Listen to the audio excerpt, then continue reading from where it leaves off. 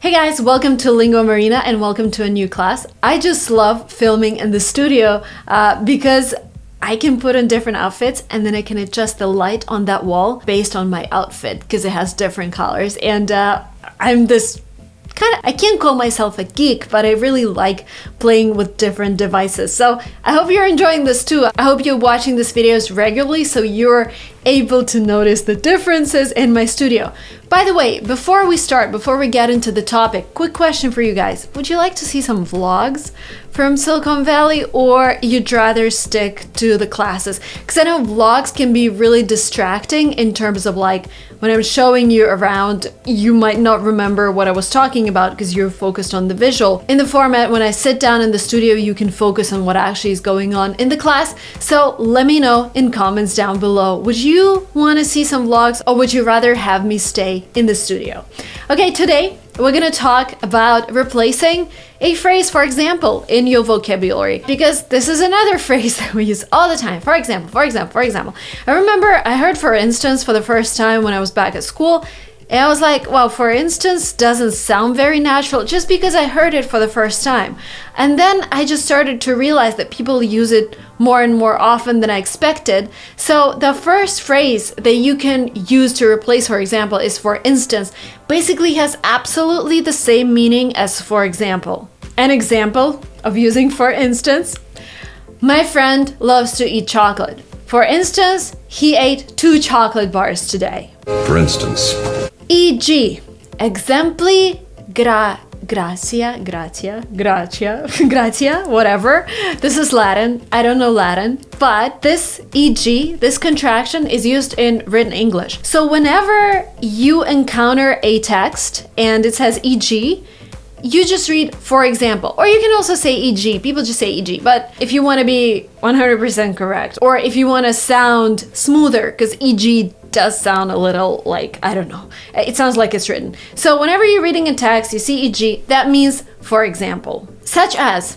This phrase is also used to replace for example, but it has some specific meaning. So basically such as normally introduces a list of things. Let me give you an example. This summer, I would like to visit some European countries such as France, Italy, and Monaco. So if you have more than one object after such as, you need to separate such as from the rest of a sentence by a comma. So you will have, I want to visit some European countries this summer, comma, such as France, comma, Italy, comma, and Monaco. But if you have only one example, then there is no need to put a comma there. I want to visit some European countries this summer, such as France. That's it, no comma needed. Such as class reunion. To give you an idea, we use this phrase to introduce a case or example. You can use this phrase during a presentation because it's kind of like you're a speaker, you're actually presenting. It just implies that. So for example, you're introducing a topic of protecting animals and you say, we need to start protecting wild animals to prevent their extinction. To give you an idea, only 3,900 tigers and 1,860 giant pandas remain in the wild. So to give you an idea is like this presentation where you introduce examples of what you just said. Quick advert here, guys.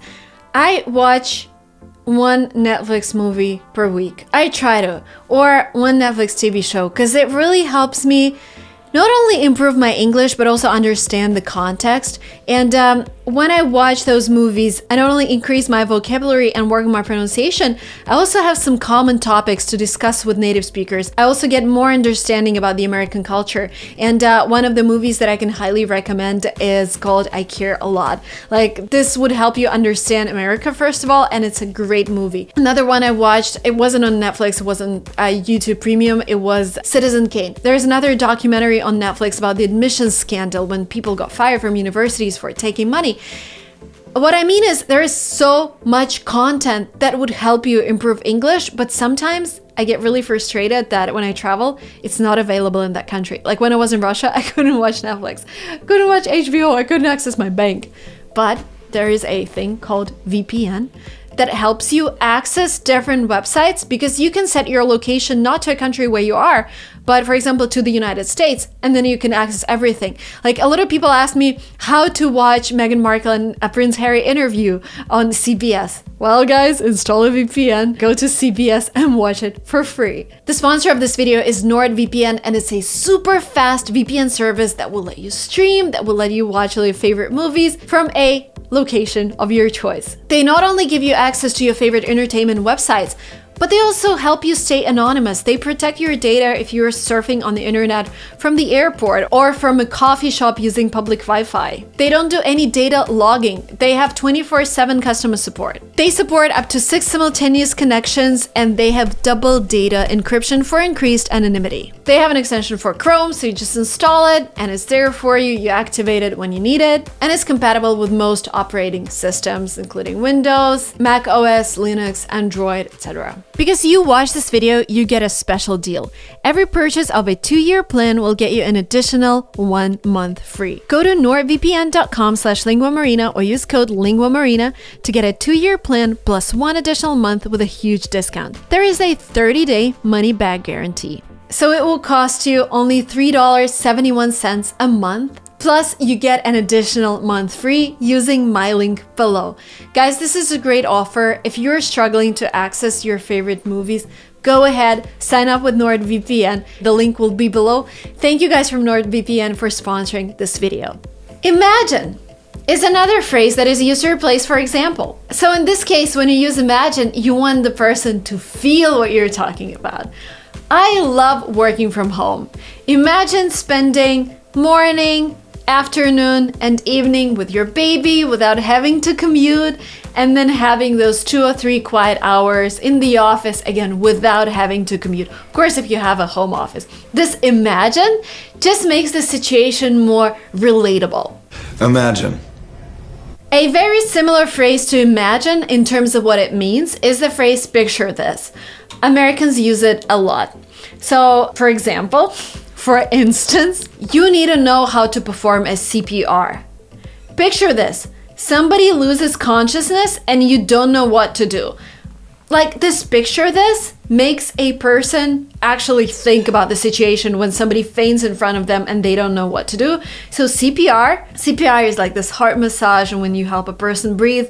We did this course. I took like a class before having my first kid. Just a useful skill. I would suggest you guys watch some videos just in case. You know, it never hurts to know that. It's not a very sophisticated technique, but it is something that can save lives. So go ahead and watch some CPR classes. Another way to work on your English, by the way. Picture this. Say that. Say that is also used to illustrate a hypothetical situation. It is important to have a first aid kit in your car. Say that you're away from home, something happens, and you don't have anything to help you in an emergency. To name a few, this phrase suggests that you have a lot of examples. Let me give you an example. I've traveled a lot by the age of 25. I went to Brazil, United States, Ukraine, Russia, Italy, France, Azerbaijan, Kazakhstan, to name a few. So to name a few, that means, you know, you have a list that would continue longer. And also one thing to remember, to name a few would normally be at the end of the sentence, separated by the comma. To name a few. To illustrate or as an illustration. If you watch my TOEFL videos, to illustrate is a phrase that I used a lot in my templates, both for writing and speaking, because this is just another way to say, for example, and if you're taking a test, it is really important to replace all of the words because you get additional scores for using different phrases for diversified vocabulary. So there is a speaking task in TOEFL where you would have a text about some particular phenomenon, and then you will have a professor talking about an example of that phenomenon. Like, for example, I don't know, they would have like animals who live in the Arctic, and then a professor would talk about polar bears. And you can say that the article talks about animals who live in the Arctic, and this is the way they survive there. To illustrate the way they survive, the professor uses the example of a polar bear. Or you can also say, as an illustration, my sons really get on well. As an illustration, they are 5 years apart, but they always spend time together. To show you what I mean, This is really an informal phrase. And let me give you an example. Thumbnails are really important for a video. To show you what I mean, here are 2 thumbnails. Which one do you think performed better? Consider a situation in which, again, this is a more formal phrase, and this is where you would ask a person to imagine something happening. It is great to prepare meals in advance. Consider a situation in which you get back home late from work and you have nothing to eat. How good it would be to have prepared meals in your fridge. Case in point. This phrase replaces for example and also helps you prove what you mean. Our technology is really one of the best. Case in point, our clients attract 5x more customers. Case in point. A very similar phrase to that is as proof. My diet is really effective. As proof, I lost 5 pounds in the past few weeks. And the last but not the least, in particular, is a phrase that helps you emphasize something. I really like my job. In particular, I really like to get feedback from you guys. Thank you so much for watching this video up to the very end. I hope it was useful for you and I hope it helps you prepare for exams, enhance your vocabulary, and just take a step up in your English. If you're not yet subscribed to this channel, hit the subscribe button and I'll see you very soon in my next videos. Bye bye.